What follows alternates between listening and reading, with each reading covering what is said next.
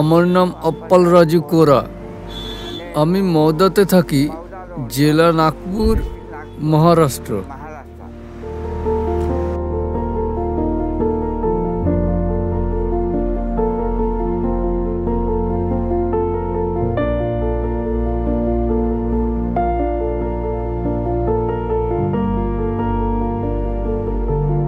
আমি একজন নাপিতের কাজ করি।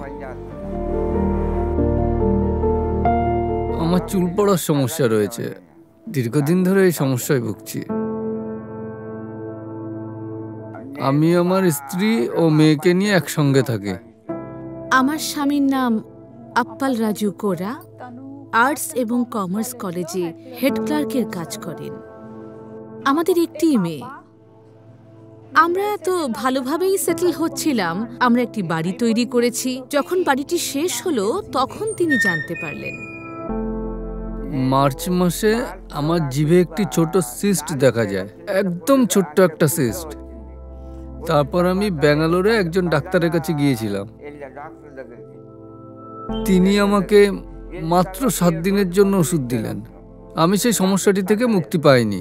7 দিনের পর তারা আমাকে এমআরআই রিপোর্ট দেন। তারপর ওই এমআরআই রিপোর্ট নিয়ে আমি নাগপুরে একটি হাসপাতালে গিয়েছিলাম, বেশ নামকরা সেই হাসপাতাল।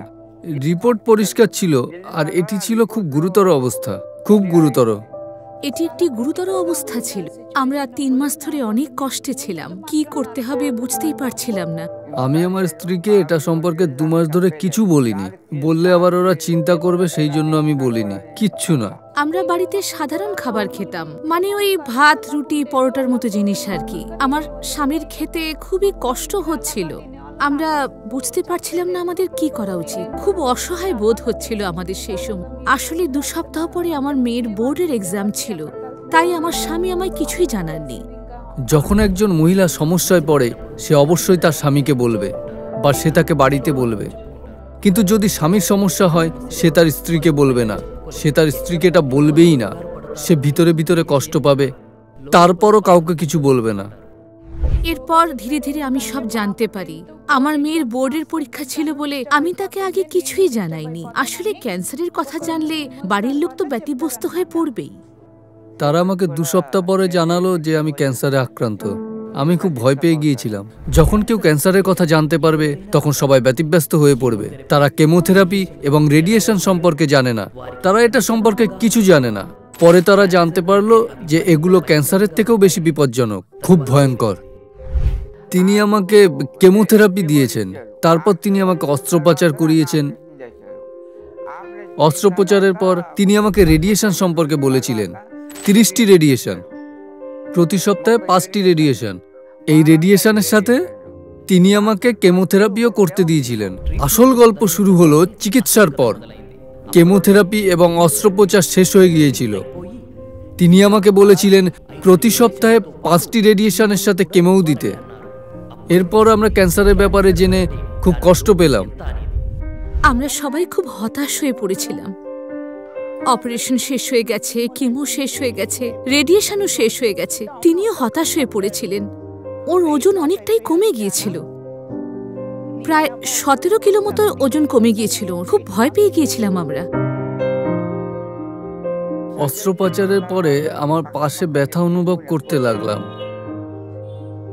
রেডিয়েশনের পরে আমার আরো সমস্যা দেখা দিল, আরো সমস্যা। আমি জলপান করার সময় সমস্যা অনুভব করতাম না, কোনো সমস্যা হতো না। আমি জানি না কি হয়েছে। আমরা জানতাম না এরপর কি করা উচিত ছিল, কিন্তু তখন ঈশ্বর আমাদের সঠিক পথ দেখিয়েছিলেন। তারা হায়দ্রাবাদের আয়ুর্বেদা হাসপাতালের সম্পর্কে জানতে পেরেছিল। হায়দ্রাবাদ আয়ুর্বেদা হাসপাতালের সম্পর্কে তারা জানতে পারলো কতজন মানুষ আয়ুর্বেদার মাধ্যমে পুনর্জন্ম পেয়েছেন, কতজন পুনর্জন্ম পাচ্ছেন। রেডিয়েশনের পর আমার পুনর্জন্ম পাওয়ার সুযোগ পেলাম। তারপর আমরা হায়দ্রাবাদে থাকতে শুরু করলাম, আর আয়ুর্বেদা হাসপাতালেও দেখালাম। আমরা আয়ুর্বেদা হাসপাতালের রিভিউ দেখেছিলাম। হাসপাতালের রিভিউ দেখে আমাদের মনে যেন নতুন আশা সঞ্চারিত হলো। আমি আমার স্বামীকে নিয়ে সেখানে গেলাম। প্রথমে যখন বিরাজ ওজন হারালো, পরিবার খুবই চিন্তিত ছিল, খুবই চিন্তিত ছিল পরিবার। 15 দিন পরে তিনি ভালো বোধ করতে আরম্ভ করলেন। তার বমি অনেকটাই কমে গেল। তিনি কেমো এবং রেডিয়েশনের জন্য যে তরল গ্রহণ করতেন তা বন্ধ করে দিলেন। এখন তিনি কোনো সাহায্য ছাড়াই নিজের কাজ করতে পারেন। তিনি অফিসেও যাচ্ছেন। আমরা এখন বেশ ভালো আছি। এই যাত্রায় বাচ্চারা তাদের সমস্যাগুলি শেয়ার করতে পারেনি, পরিবারের কাউকে তাদের সমস্যার কথা বলতে পারেনি। তারা সমস্যা নিয়েই বেঁচে থাকতে শুরু করেছিল। ঈশ্বরের কৃপায় বিরাজের পরিবার এগিয়ে যেতে পেরেছিল। তাদের বিশ্বাসী তাদের এগিয়ে নিয়ে গেছে। ঈশ্বরের কৃপায় বিরাজের ক্যান্সার সেরে গেছে। এখন আমি খুব খুশি। এখন আমার আর কোনো সমস্যা নেই, আমি সুস্থ। এখন সবকিছুই প্রায় ঠিকই আছে। দীপাবলির পরে তিনি অফিসে যাচ্ছেন, তিনি কম জল খাচ্ছেন এবং তিনি নিজের কাজ ভালো মতোই করছেন। প্রথম 2 মাস তিনি অনেক সমস্যায় ছিলেন, বেশ সমস্যা হচ্ছিল তার। এখন তিনি ঠিকই আছেন। আমরা দূরে আছি বলে তিনি খুব একটা খারাপ বোধ করেন না। আমাদের মধ্যে নিয়মিত কথা হয়, আমরা ভিডিও কলে কথা বলি। 3 মাস পর আমরা MRI স্ক্যান করালাম। এখন তিনি স্বাভাবিক অবস্থায় ফিরে এসেছেন। আমি স্যারের সাথে 15 বছর ধরে কাজ করছি। আমরা একই জায়গায় কাজ করি। আগে তিনি খুব ভালো ছিলেন, তারপরে সমস্যা হওয়ার পর উনি কিছুটা দুর্বল হয়ে গেছিলেন, কিন্তু এখন ঠিক আছেন, খুব ভালো আছেন।